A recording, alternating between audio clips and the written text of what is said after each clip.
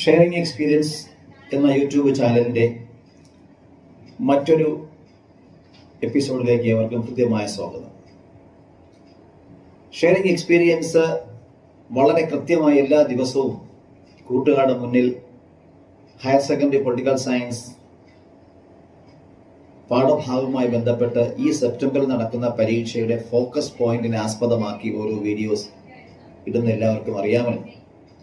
ആ വീഡിയോ നിങ്ങൾ ആദ്യമായാണ് കാണുന്നതെങ്കിൽ ഒന്ന് സബ്സ്ക്രൈബ് ചെയ്യുക, പുതിയ നോട്ടിഫിക്കേഷൻ വേണ്ടി കാത്തിരിക്കുക.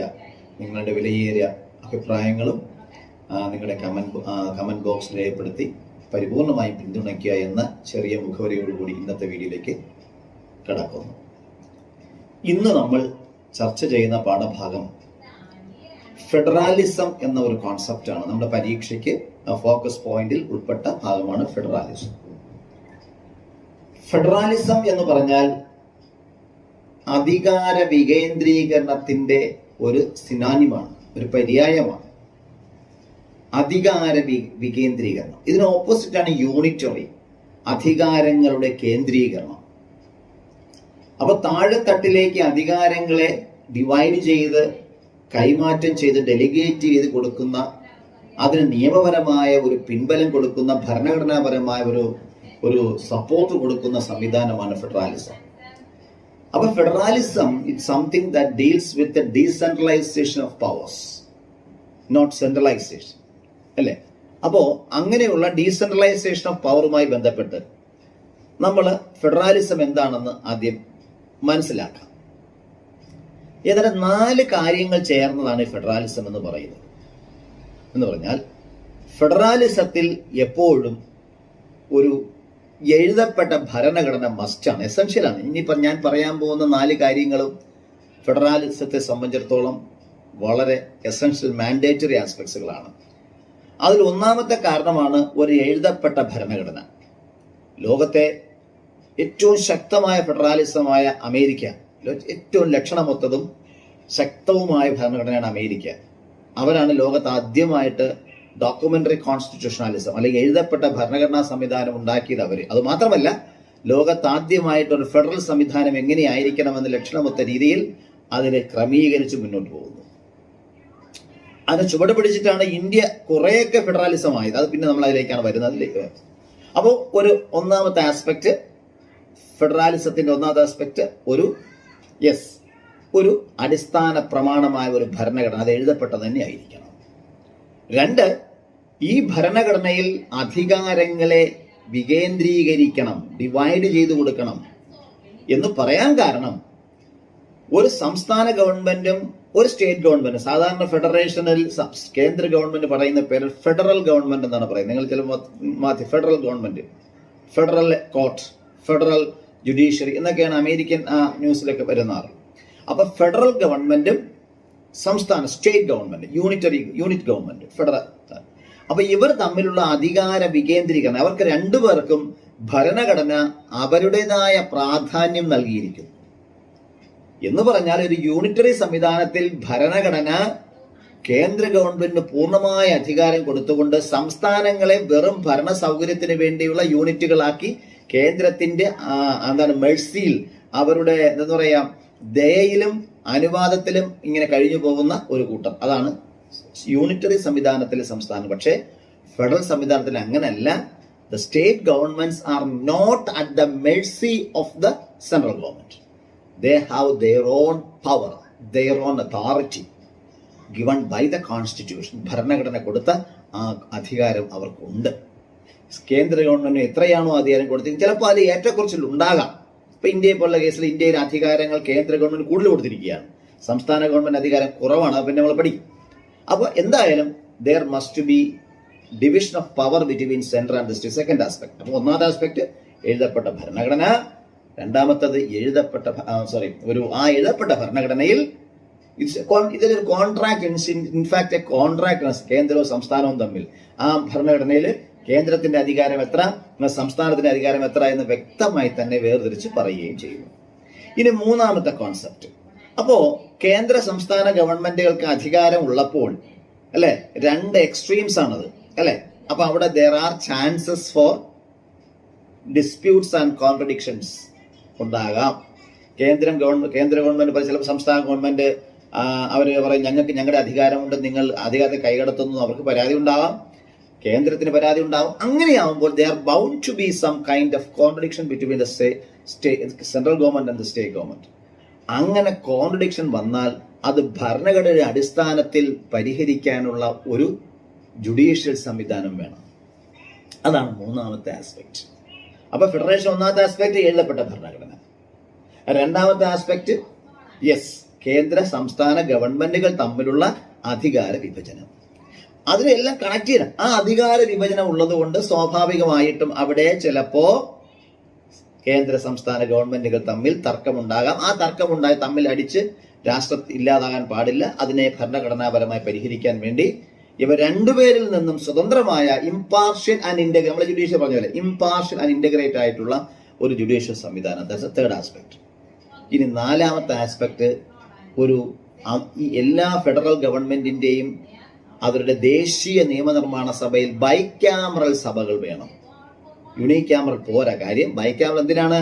കാരണം അതിൽ ഒരു സഭ, അതായത് സെക്കൻഡ് ചേംബർ അല്ലെങ്കിൽ കൗൺസിൽ ഓഫ് സ്റ്റേറ്റ്, ഇത് എന്ന് പറയുന്നത് എന്തെന്ന് പറയുന്നത് സംസ്ഥാനങ്ങളുടെ റെപ്രസെന്റേഷൻ കൊടുക്കുകയാണ് കേന്ദ്രത്തിൽ. ദേശീയ നിയമനിർമ്മാണത്തിൽ സംസ്ഥാന ഗവൺമെന്റുകളുടെ വ്യൂ പോയിന്റ്, അവരുടെ റിയാക്ഷൻസ്, അവരുടെ ഇമോഷൻസ്, അവരുടെ ഒപ്പീനിയൻ, ഇതെല്ലാം കോർഡിനേറ്റ് ചെയ്തുകൊണ്ട് സംസ്ഥാനങ്ങളുമായി ബന്ധപ്പെട്ട കാര്യങ്ങൾ ചർച്ച ചെയ്യുന്നതിന് വേണ്ടി നിയമനിർമ്മാണത്തിൽ അതുമായി ബന്ധപ്പെട്ട കാര്യങ്ങൾ ഡീൽ ചെയ്യുന്നതിന് വേണ്ടി ഒരു പ്രത്യേക ഹൗസ് തന്നെ അവരുടെ ദേശീയ നിയമനിർമ്മാണത്തിൽ വേണം. അതുകൊണ്ട് in a federation there must be a bicameral legislature. So we can say that in a federation there are four essential aspects. One is a written constitution, and the second one, constitutional distribution of powers. That means the constitution that is existing in a written form is dividing the power between the center and the state. And the third one is closely connected with that. Why? Because since there is a division of power between center and the state is powerful, center is powerful. Both extremes are there. In such case, there may be chances. അവിടെ chance ഉണ്ടാവും four dispute.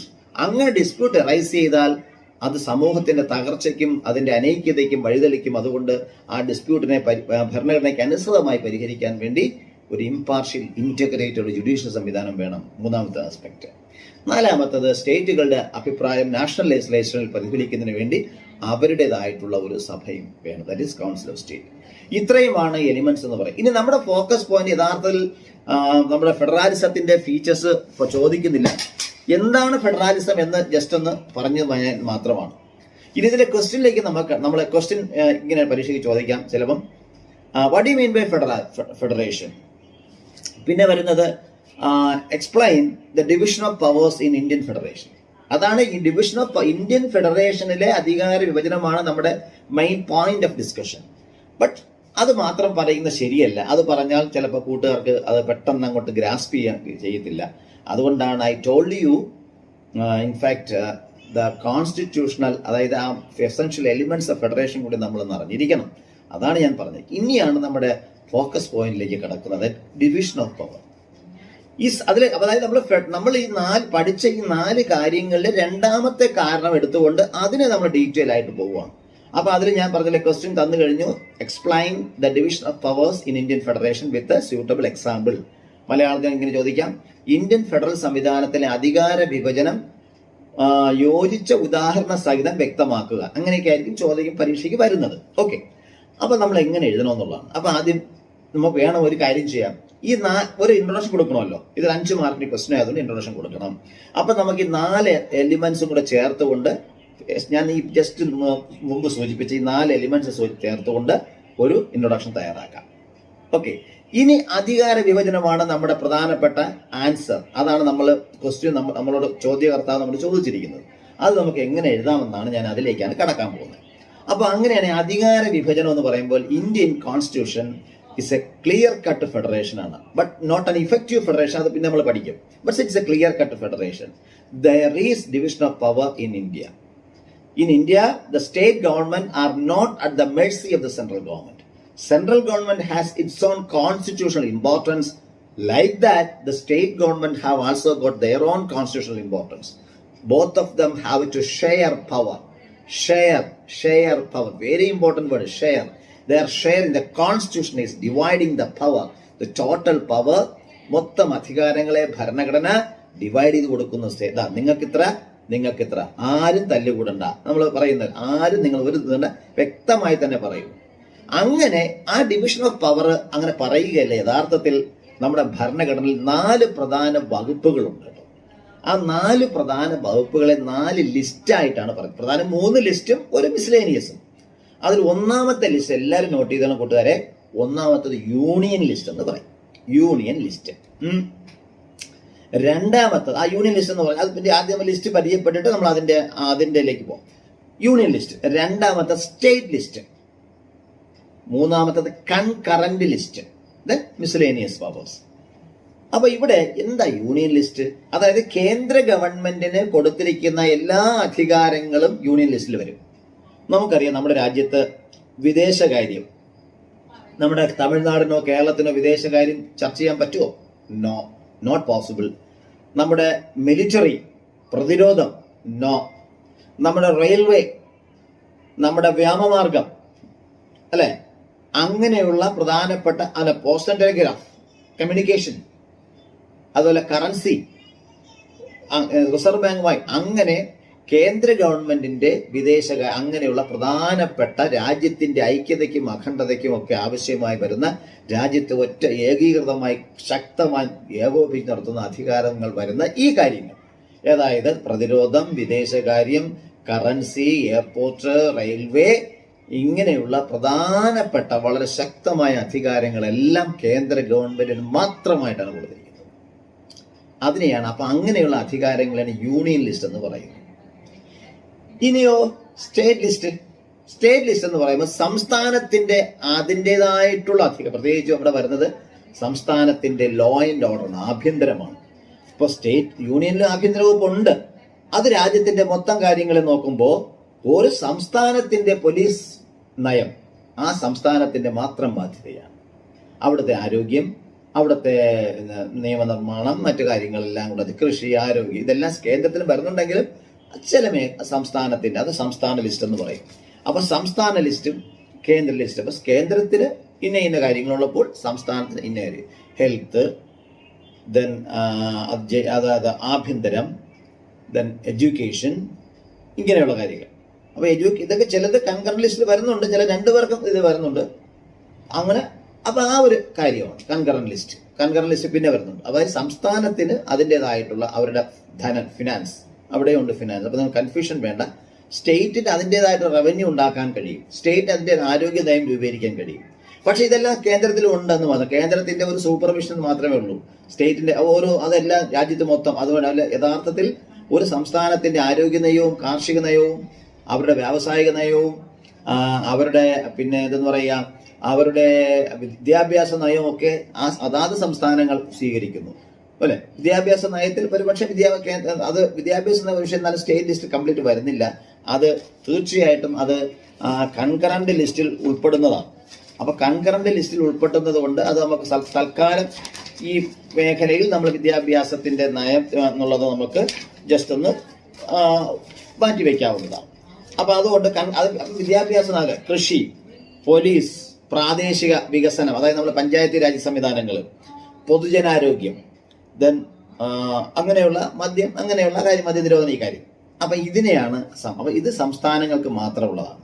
അപ്പൊ ഒന്നുകൂടെ ഞാൻ പറയാം, union ലിസ്റ്റിൽ വരുന്നത് പ്രതിരോധം, അണുശക്തി, വിദേശകാര്യം, യുദ്ധം, അതായത് നമ്മുടെ അത് വരുന്നതാണല്ലോ, ബാങ്കിങ്, ദെൻ ട്രാൻസ്പോർട്ട്, നമ്മുടെ ഉപരിതല ഗതാഗതം, telecommunication, then air, then foreign exchange, അങ്ങനെയൊക്കെയുള്ള വിദേശകാര്യവുമായി ബന്ധപ്പെട്ട കാര്യങ്ങൾ, ഇൻകം ടാക്സ്, ഇതെല്ലാം വരുന്നത് കേന്ദ്രം. സംസ്ഥാനത്തിൽ വരുന്നത് അവരുടെ കൃഷി, അവരുടെ പോലീസ്, അവരുടെ ആരോഗ്യം, ഓരോ സംസ്ഥാനത്തിൻ്റെയും. ദെൻ അവരുടെ റവന്യൂ, ഭൂമിയിലെ അവരുടെ റവന്യൂ ഡിപ്പാർട്ട്മെന്റ്, അവരുടെ ആയിട്ടുള്ള കാര്യങ്ങൾ, മൃഗസംരക്ഷണം, അനിമൽ ഹസ്ബൻഡറി. അപ്പൊ അത് സംസ്ഥാനത്തിന് മാത്രമായിട്ട് കൊടുത്തിരിക്കുന്നു. അപ്പൊ യൂണിയൻ ലിസ്റ്റുള്ള ഈ പറഞ്ഞ കാര്യങ്ങളൊക്കെ യൂണിയൻ ലിസ്റ്റിൽ കൊടുത്തിരിക്കുന്നു. ഈ പറഞ്ഞ കാര്യങ്ങളൊക്കെ സംസ്ഥാന ലിസ്റ്റിലും കൊടുത്തിരിക്കുന്നു. ഇനി മൂന്നാമത്തെ ലിസ്റ്റ് കൺകറന്റ് എന്ന് പറയും. ഈ കൺകറന്റ് ലിസ്റ്റ് എന്ന് പറഞ്ഞാൽ both centre and the States are equally given the authority on A 50-50 ratio. അതായത് മൊത്തം 100 അധികാരമുണ്ടെങ്കിൽ 50 അധികാരം സംസ്ഥാനത്തിനും 50 അധികാരം കേന്ദ്രത്തിനും ആയിട്ട് 50-50 റേഷ്യോയിൽ ഉള്ള അധികാരം. അതിലാണ് നമ്മൾ പറയുന്ന വിദ്യാഭ്യാസം. ഞാൻ നേരത്തെ അത് പറഞ്ഞത്, അത് വിദ്യാഭ്യാസം ഒരിക്കലും നമ്മുടെ സ്റ്റേറ്റ് അല്ല, അത് കൺകറന്റ് തന്നെയാണ്. വിദ്യാഭ്യാസം, ദെൻ വനങ്ങൾ, ഫോറസ്ട്രി വനം കേന്ദ്രവും സംസ്ഥാനത്തിൻ്റെയും ഇത് കേൾക്കുന്നത്. അതുപോലെ മാരേജ് ആൻഡ് ഡൈവേഴ്സ്, തൊഴിൽ സംഘടനകൾ, അങ്ങനെയുള്ള വിവാഹം, മാരേജ്, അങ്ങനെയുള്ള അതുമായി ബന്ധപ്പെട്ട കാര്യങ്ങൾ അത് കൺകറന്റ് ലിസ്റ്റിലാണ്. അപ്പൊ ഈ 3 ലിസ്റ്റുകളാണ് അധികാര വിഭജനത്തിന് ഉദാഹരണം. അപ്പൊ ഇവിടെ പരീക്ഷയ്ക്ക് ചോദ്യം മെച്ചപ്പെട്ട യോജിച്ച ഉദാഹരണങ്ങൾ സഹിതം വ്യക്തമാക്കാനാണ് നമ്മുടെ ആവശ്യപ്പെട്ടിരിക്കുന്നത്. അപ്പൊ നമ്മൾ യൂണിയൻ ലിസ്റ്റിന്റെ ഉദാഹരണം എഴുതണം, സംസ്ഥാന ലിസ്റ്റിന്റെ ഉദാഹരണം എഴുതണം, കൺകറന്റ് ലിസ്റ്റിന്റെ ഉദാഹരണം. ഇനി അടുത്തതായിട്ട് ഇതിൽ 3ലും വരാത്ത ഒരു അധികാരമാണ് മിസ്ലേനിയസ് ആയിട്ടുള്ള ഒരു അധികാരമുണ്ട്. അതിന് നമ്മൾ ആ മിസ്ലേനിയസ് അധികാരങ്ങൾ അവശിഷ്ട അധികാരങ്ങൾ എന്നാണ് പറയാം. അവശിഷ്ട അധികാരങ്ങൾ എന്ന് വെച്ചാൽ ഇതിൽ 3ലും വരാത്തത്, ഭരണഘടനയിലെ ഈ 3ഉം ടച്ച് ചെയ്യാത്ത ചില മേഖല, ആ അവശിഷ്ട അധികാരങ്ങൾ ആർക്ക് കൊടുക്കും എന്ന് പറയുമ്പോൾ വ്യക്തമായി തന്നെ പറയുന്നു, അത് കേന്ദ്രത്തിന് കൊടുത്തിരിക്കുന്നു. അത് കാര്യം അത് നമ്മുടെ ഫെഡറേഷന്റെ, അതാണ് നമ്മുടെ ഫെഡറേഷൻ യഥാർത്ഥ ഒരു ഫെഡറേഷൻ അല്ല. നമുക്കറിയാം, നമ്മൾ സോഴ്സ് ഓഫ് ദ കോൺസ്റ്റിറ്റ്യൂഷൻ പഠിക്കുമ്പോൾ ക്വാസി ഫെഡറേഷൻ എന്നൊരു വാക്ക് നമ്മൾ കേട്ടിട്ടുണ്ടല്ലോ. എന്ന് പറഞ്ഞാൽ ഒരു കേന്ദ്ര ഗവൺമെന്റിന് മേധാവിത്വം കൊടുത്തുകൊണ്ടുള്ള ഫെഡറേഷനാണ്. അപ്പൊ എന്നാൽ അമേരിക്കയിൽ നേരെ തിരിച്ചാണ്. അമേരിക്കയിൽ ഫെഡറേഷന്റെ യഥാർത്ഥ ആസ്പെക്റ്റിൽ അത് they are trying to decentralise as much as possible ആണ്. പക്ഷെ നമ്മൾ ഇവിടെ ഡീസെൻട്രലൈസേഷൻ അത്ര അങ്ങോട്ട് പോകാൻ കഴിയുന്നില്ല. അതിന് കുറച്ച് കാരണമുണ്ട്. നമ്മൾ തൊട്ടടുത്ത വീഡിയോയിൽ നമ്മൾ പറയും എന്തുകൊണ്ടാണ് നമുക്ക് യഥാർത്ഥ ഫെഡറേഷൻ ഓപ്റ്റ് ചെയ്യാൻ പറ്റാത്തത് നമ്മുടെ ഭരണഘടനാ നിർമ്മാതാക്കൾക്ക്. അത് there is A reason for that, we will discuss it later. അപ്പൊ അതുകൊണ്ട് അവശിഷ്ട അധികാരം എന്ന് പറഞ്ഞാൽ ഈ 3, യഥാർത്ഥത്തിൽ നമ്മുടെ ഭരണത്തിൽ 4 പ്രധാന ഡിവിഷൻസ് ഉണ്ട്. Union list, state list, concurrent list. അതിൽ 3ഉം പെടാത്ത അവസാന 4ാമത്തെ ലിസ്റ്റ് അവശിഷ്ടാധികാരം, റെസ്യൂജറി പവേഴ്സ്. അതിന് ഇംഗ്ലീഷ് പറയും റെസ്യൂജറി, RESUDUARY, റെസ്യൂജറി പവേഴ്സ്, മലയാളം അവശിഷ്ടാധികാരം. ഇത് അപ്പൊ കേന്ദ്രത്തിന് എന്തൊക്കെ കിട്ടുന്നുണ്ട് ഇവിടെ? കേന്ദ്രത്തിന് കിട്ടും, നമുക്ക് നോക്കാം. യൂണിയൻ ലിസ്റ്റ് മൊത്തം കിട്ടും, കൺകറന്റ് ലിസ്റ്റിന്റെ പകുതി കിട്ടും, ദെൻ റെസ്യൂജറി പവേഴ്സിന്റെ മൊത്തം കിട്ടും. അങ്ങനെ ഒരു 2.5 റേഷ്യോ, അതായത് ഒരു യൂണിയൻ ലിസ്റ്റിന്റെ 1 പോയിന്റ് ഒരു കാറ്റഗറി, കൺകറന്റ് ലിസ്റ്റിന്റെ പകുതി, അപ്പൊ 1.5ആയി. ദെൻ റെസ്യൂജറി പവേഴ്സ് മുഴുവനും അങ്ങനെ 2.5. അങ്ങനെ സ്റ്റേറ്റ് ആണെങ്കിലോ സ്റ്റേറ്റിന് കിട്ടുന്ന 2 വകുപ്പേ ഉള്ളൂ. ഒന്ന് സ്റ്റേറ്റ് ലിസ്റ്റ് മുഴുവനും കിട്ടും, കൺകറന്റ് ലിസ്റ്റിന്റെ പകുതിയും കിട്ടും. അപ്പൊ 1.5യും 2.5യും. അപ്പൊ നോക്കിയാൽ 1ന്റെ ഡിഫറൻസ് വന്നുണ്ടോ? അത് ആ 1ന്റെ ഡിഫറൻസ് കാണിക്കുന്നത് ഇന്ത്യൻ ഫെഡറേഷന്റെ പ്രത്യേകതയാണ്. That is central dominated federation. അത് നമ്മൾ തൊട്ടടുത്ത വീഡിയോയിൽ ഡിസ്കസ് ചെയ്യുന്നതായിരിക്കും. ഓക്കെ, അപ്പൊ ഇതാണ് ഫെഡറേഷൻ എന്ന് പറയുന്നത്. ഇങ്ങനെ അപ്പൊ ഇവിടെ പരീക്ഷയ്ക്ക് ഇപ്പൊ ഇതാണ് ഉദ്ദേശിച്ചിരിക്കുന്നത്. നിങ്ങൾ പരീക്ഷയ്ക്ക് വേണമെങ്കിൽ പ്രത്യേക ഒരു 4 കോളം ഒരു ടേബിൾ വേണമെങ്കിൽ നമുക്ക് എഴുതാം, വരയ്ക്കാം. ആ വരച്ചിട്ട് കേന്ദ്ര ഗവൺമെന്റിന് കൊടുത്തിരിക്കുന്ന അധികാരം, ഞാൻ പറഞ്ഞ അധികാരങ്ങളുണ്ടല്ലോ, അതെല്ലാം കൂടെ അത് ആ കോളത്തിൽ എഴുതാം. സ്റ്റേറ്റിന്റെ അവിടെ എഴുതാം, കൺകറന്റിന്റെ അവിടെ എഴുതാം. ഇത് വരാത്ത അവശിഷ്ട അധികാരങ്ങൾ അവിടെ പ്രത്യേകിച്ച് അത് എന്താണ്, ഇതിന് 3ലും വരാത്ത കാര്യങ്ങൾ എത്രയുണ്ടോ അതെല്ലാം മിസ്ലേനിയസ് പ്രൊസീജിയറൽ പവേഴ്സിൽ വരും. അത് കേന്ദ്രത്തിന് കൊടുത്തിരിക്കുന്നു. ഇതാണ്. അപ്പൊ ഇവിടെ നമ്മൾ പ്രൂവ് ചെയ്യാനാണ് ക്വസ്റ്റ്യൻ ചോദിക്കുന്നത്. പ്രൂവ് ദാറ്റ്, അങ്ങനെയും ചോദിക്കാം. ഒരു പരീക്ഷ അങ്ങനെ ചോദിച്ചിട്ടുണ്ട്. Prove that there is division of powers in Indian federation with clear examples. Prove with the help of examples എന്നാണ് ചോദിച്ചിരിക്കുന്നത്. യോജിച്ച ഉദാഹരണങ്ങൾ കൊണ്ട് നമ്മൾ തെളിയിക്കണം. എന്ത് തെളിയിക്കണം? എന്താ തെളിയിക്കേണ്ടത്? ഇന്ത്യൻ ഫെഡറേഷനിൽ അധികാര വിഭജനം വളരെ ശക്തമായി തന്നെ കൊടുത്തിരിക്കുന്നു. മാതൃകാപരമായി ഒരു അധികാര വിഭജനത്തിന് പ്രാധാന്യം കൊടുക്കുന്ന ഭരണഘടനയാണ് നമ്മുടെ ഭരണഘടനയെന്ന് വ്യക്തമായി പറഞ്ഞിരിക്കുന്നു. അതാണ് അവിടെ ആ ചോദ്യം അങ്ങനെ ഉൾക്കൊണ്ടിരിക്കുന്നത്. അപ്പം നമ്മൾ അത് അങ്ങനെ തന്നെ എഴുതുകയും വേണം. അപ്പൊ ഇത്രയും എഴുതിട്ട് അപ്പൊ നമ്മൾ ഇനി എക്സാം സ്ട്രക്ചർ നോക്കാം. ഞാൻ നേരത്തെ പറഞ്ഞ പോലെ ഫെഡറേഷൻ എന്താണ്? Federation 4 aspect: written constitution, division of powers, independent judiciary, bicameralism. അത് 4 ആസ്പെക്ട് എസെൻഷ്യൽ എലിമെന്റ് ഇൻട്രൊഡക്ഷൻ. പിന്നീട് നമ്മൾ ഇന്ത്യൻ ഫെഡറേഷൻ അധികാര വിഭജനവുമായി പറയുമ്പോൾ നമ്മൾ പറയുന്ന ഒന്നാമത് ഇന്ത്യൻ ഫെഡറേഷൻ അധികാര വിഭജനങ്ങളെ 3 പ്രധാന ലിസ്റ്റുകളായി തിരിച്ചിരിക്കുന്ന ഭരണഘടന. അതിൽ യൂണിയൻ ലിസ്റ്റിൽ ഇന്ന കാര്യങ്ങൾ വരുന്നു. അത് മുഴുവനായിട്ട് കേന്ദ്ര ഗവൺമെന്റ് കൊടുത്തിരിക്കുന്നു. സംസ്ഥാന ലിസ്റ്റ് ഇന്ന അടുത്ത പാരഗ്രാഫിൽ സംസ്ഥാന ലിസ്റ്റിനെ കുറിച്ച് എഴുതണം. അതിന്റെ അടുത്ത പാരഗ്രാഫിൽ കൺകറന്റ് ലിസ്റ്റ്, അതിന്റെ അവസാന പാരഗ്രാഫിൽ റെസ്യൂജറി ക്ലോസ്. അങ്ങനെ 4 കൊച്ചു പാരഗ്രാഫിൽ ഈ 4 അധികാരത്തിന്റെ 4 കാറ്റഗറി എഴുതുന്നു. അപ്പൊ നേരത്തെ ഒരു അപ്പൊ ഇൻട്രൊഡക്ഷൻ 5, ഇത് 4, ഇനി ഒരു കൺക്ലൂഷൻ. ആ കൺക്ലൂഷൻ നമ്മൾ എന്ത് എഴുതാം? ഇന്ത്യൻ ഫെഡറേഷൻ ഇങ്ങനെ പറയാം. അവസാനം നമ്മൾ ഒരു താരതമ്യം ചെയ്ത് പറയണം. ഈ അധികാര വിഭജനത്തെ വിശകലനം ചെയ്തുകൊണ്ടുള്ള ഒരു റിമാർക്കാണ് നമ്മൾ പിന്നെ അവസാനം കൺക്ലൂഷൻ എഴുതാം. അതാണ് നമ്മൾ look above when we analyze the division of powers given in the Indian Constitution, it is clearly seen that there is a dominance of the central government in every aspect, because in India we opt a quasi-federal system. In such a quasi-federal system the central government is powerful. അത് ഇന്ത്യയിൽ അങ്ങനെയാണ്. അതിന്റെ കാരണങ്ങളാണ് ഞാൻ അടുത്തതിലേക്ക് വരും. അത് മലയാളത്തിൽ പറയാം. ഈ മേൽപ്പറഞ്ഞ അധികാര വിഭജനത്തെ നമ്മളൊന്ന് സ്ക്രൂട്ടനൈസ് ചെയ്താൽ, വ്യക്തമായി ഒന്ന് പരിശോധിച്ചാൽ, അത് കേന്ദ്ര ഗവൺമെന്റ് മേധാവിത്വമുള്ള ഒരു ഫെഡറേഷനാണ് നമ്മുടെ രാജ്യത്ത് നിലവിലുള്ളത് എന്ന് നമുക്ക് മനസ്സിലാകും. അതിനുള്ള കാരണങ്ങൾ വേറെ, ശക്തമായ ഒരു രാജ്യം, ശക്തമായ ഒരു ഭരണ സംവിധാനവും രാജ്യത്തിന്റെ ഐക്യവും ഒക്കെ ആകാം എന്ന് പറഞ്ഞ് നമ്മൾ അത് അവസാനിപ്പിക്കുന്നു. ഓക്കെ, ഇനി അപ്പൊ ഇതെല്ലാവരും കൃത്യമായിട്ട് പരീക്ഷയ്ക്ക് ഇതെല്ലാവരും പഠിക്കാൻ ശ്രമിക്കുക. പരീക്ഷ മിക്കവാറും ചോദിക്കും അധികാര വിഭജനം, Indian focus point area. Okay, അപ്പോൾ മറ്റൊരു വീഡിയോയുമായി ഇനി തൊട്ടടുത്ത ദിവസം വരുന്നവരെല്ലാവർക്കും നമസ്കാരം. എല്ലാവരും കൃത്യമായി, ഞാൻ ഒന്നും കൂടെ ഓർമ്മിപ്പിക്കണം മക്കളെ, കൂട്ടുകാരെ, ഈ പറയുന്ന വീഡിയോസ് എല്ലാം കൃത്യമായി നിങ്ങൾ കേൾക്കുക. കേട്ട് അത് പരീക്ഷയ്ക്ക് ഒന്ന് എഴുതി നോക്കുക. അത് ചെയ്യുന്ന പിൻ പോയിന്റ് നിങ്ങൾ ചെയ്തു പോയാൽ നിങ്ങൾക്ക് നല്ല മാർക്ക് പരീക്ഷയ്ക്ക് വാങ്ങാൻ കിട്ടും, വാങ്ങാൻ പറ്റും. കാരണം ആ രീതിയിലാണ് ഞാൻ ഇത് ചിട്ടപ്പെടുത്തിയിരിക്കുന്നത്. എല്ലാ അനുഗ്രഹങ്ങളും നിങ്ങൾക്കുണ്ടാകട്ടെ എന്നുള്ള പ്രാർത്ഥനയോടെ നിർത്തുന്നു. നന്ദി, നമസ്കാരം.